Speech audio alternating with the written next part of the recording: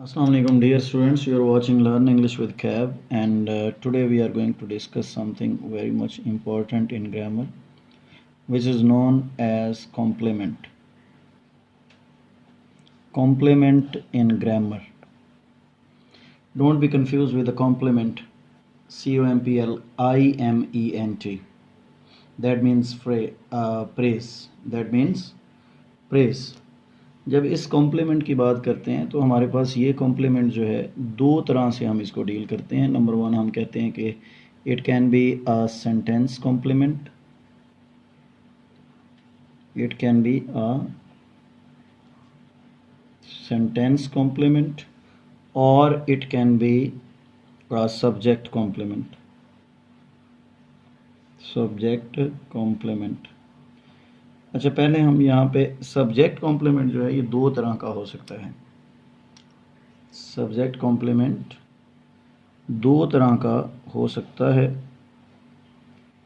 एक ये नॉमिनेटिव होता है और एक एडजेक्टिव होता है, और चूंकि ये होता प्रेडिकेट में ही है इसलिए इसको प्रेडिकेट नॉमिनेटिव कहा जाता है। नॉमिनेटिव, और दूसरे नंबर पे हमने कहा कि adjective. As I told you people that it is the part of predicate, that's why sometimes it is known as predicate nominative and predicate adjective, right? अच्छा, ये जब हम बात करते हैं इसकी predicate nominative की, तो इसमें if I say that Zain is a farmer, ठीक है जी। if I say that Aisha is a student, तो यहाँ पर हमारे पास ये फार्मर जो है ये नाउन है, नॉमिनेटिव केस है, और यहाँ पे स्टूडेंट जो है ये भी नाउन है, और ये सब्जेक्ट आयशा का कॉम्प्लीमेंट है। अच्छा, यहाँ पे याद रखिएगा कि ये जो सब्जेक्ट कॉम्प्लीमेंट होता है ना, it is equal to subject, यानी कि सब्जेक्ट और कॉम्प्लीमेंट जो हैं ये इक्वल होते हैं। जैसे यहाँ पे अब देखें, Jain is equal to farmer, ठीक है जी। इसी तरह से अगर मैं ये कहता हूँ कि Ayesha is equal to student, ठीक है, ये इसका चेक करने का फार्मूला होता है कि प्रेडिकेट नॉमिनेटिव कॉम्प्लीमेंट जो होता है, ख़ासतौर पर जब सब्जेक्ट कॉम्प्लीमेंट के हवाले से बात कर रहे हैं, तो ये सब्जेक्ट के बिल्कुल इक्वल होता है, ठीक है। और जो एडजेक्टिव में होता है, ये दूसरा जो हम यहाँ पे देखा हमने, ये सिंपली सब्जेक्ट की करेक्टरिस्टिक बयान करता है। क्या करता है? सब्जेक्ट की करेक्टरिस्टिक बयान करेगा। जैसे इफ़ आई से Jain is active, if I say that he is intelligent, ठीक है जी। तो यहाँ पे ये एक्टिव और इंटेलिजेंट दोनों ही they are the adjectives, they are the adjectives, बस इतना सा डिफरेंस होता है। अच्छा, यहाँ पे भी ये है इसी ही के लिए ही, इसी जैन के लिए ही। जैसे यहाँ पे ये था आयशा के लिए और जैन के लिए, ठीक है जी। तो that is known as subject complement. इसके बाद हमारे पास हम लोग बात करते हैं सेंटेंस कॉम्प्लीमेंट। अच्छा, सेंटेंस कॉम्प्लीमेंट जो होता है इसको हम दो तीन तरीक़ों से देखते हैं। सेंटेंस कॉम्प्लीमेंट में बेसिकली हम बात करते हैं ये जो आपका ऑब्जेक्ट होता है ना, ऑब्जेक्ट, ठीक है जी। और ऑब्जेक्ट जो है ये दो तरह से होता है आपके पास। नंबर वन आप लोग कहते हैं डायरेक्ट ऑब्जेक्ट,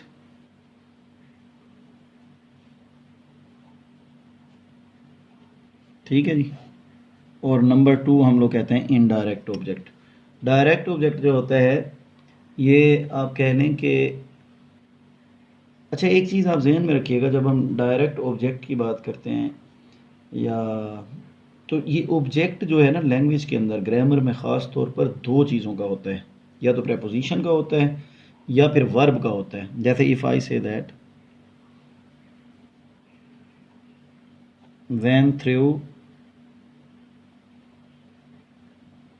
द बॉल, ठीक है जी।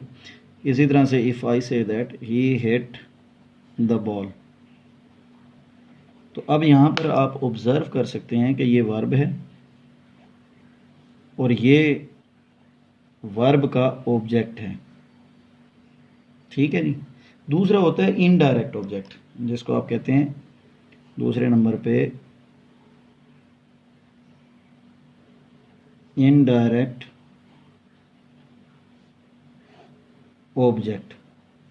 अच्छा, इनडायरेक्ट ऑब्जेक्ट जो होता है दैट आंसर्स फॉर होम और टू होम, ठीक है जी। For example I say that Jane sold me, Jane sold me his car.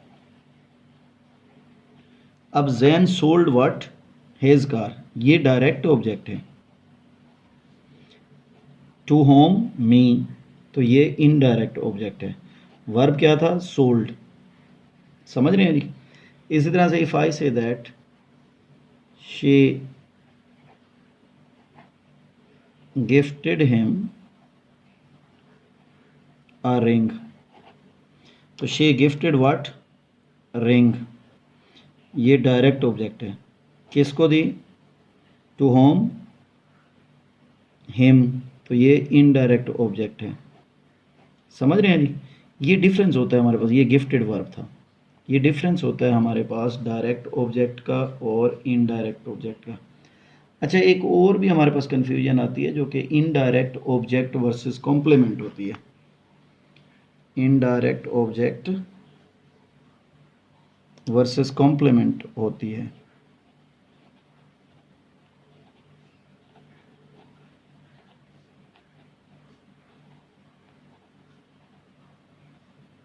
ये सम टाइम ऑब्जेक्ट कॉम्प्लीमेंट होता है, इसको हम कहते हैं ऑब्जेक्ट कॉम्प्लीमेंट। क्या कहते हैं,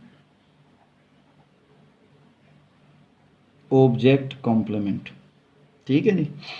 और इनडायरेक्ट ऑब्जेक्ट जो होता है, जैसे कि मैंने आपको बताया कि ये फॉर होम और टू होम को आंसर करेगा, फॉर होम और टू होम को आंसर करेगा।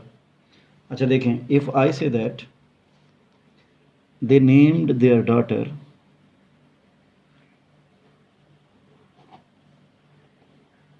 they named their daughter Natasha. अब यहाँ पे दे नेम्ड ये वर्ब था, ऑब्जेक्ट क्या था, देयर डॉटर, ये आगे ऑब्जेक्ट कॉम्प्लीमेंट आ गया। ये क्या है जी, ऑब्जेक्ट कॉम्प्लीमेंट, ये ऑब्जेक्ट है, ये आगे कॉम्प्लीमेंट है, ठीक है जी। इसी तरह से if I say that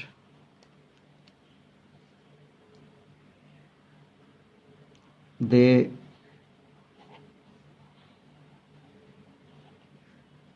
selected him chairman, ठीक है जी। तो दे सेलेक्टेड ये वर्ब है, ये ऑब्जेक्ट है और ये इसका कॉम्प्लीमेंट है। ये ऑब्जेक्ट कॉम्प्लीमेंट हम इसको कहते हैं, क्या कहते हैं जी, ऑब्जेक्ट कॉम्प्लीमेंट। तो ये हमारे पास डिफरेंस होता है जी इनडायरेक्ट ऑब्जेक्ट का और कॉम्प्लीमेंट का। ऊपर हमने बात की थी बेसिकली कॉम्प्लीमेंट की, मैं ज़रा दोबारा इसको दिखा दूं आपको कि कॉम्प्लीमेंट जो होता है उसमें हमारे पास सेंटेंस कॉम्प्लीमेंट होता है, सब्जेक्ट कॉम्प्लीमेंट होता है। सब्जेक्ट कॉम्प्लीमेंट हमने कहा कि ये हमेशा नाउन इक्वल होगा, किसके इक्वल होगा, noun equal, sorry, noun equal भी हो सकता है सब्जेक्ट कॉम्प्लीमेंट, एडजेक्टिव भी हो सकता है, लेकिन ये होता सब्जेक्ट के लिए है, ठीक है जी, इसलिए इसको सब्जेक्ट कॉम्प्लीमेंट कहा जाता है। और जैसे हमने यहाँ पे एग्जांपल ली थी कि Jain is equal to farmer, Ayesha is equal to student, तो इसी तरह ये यहाँ पे भी जब हम देखते हैं ये Jain is equal to active, Jain is equal to active, इसी तरह से ही इज़ इक्वल टू इंटेलिजेंट, ठीक है जी। तो ये बेसिकली सब्जेक्ट के लिए ही होता है। लें जी, ये थी कॉम्प्लीमेंट की कहानी। Thank you for watching learn English with Cab. Will see you again इंशाल्लाह। Take care.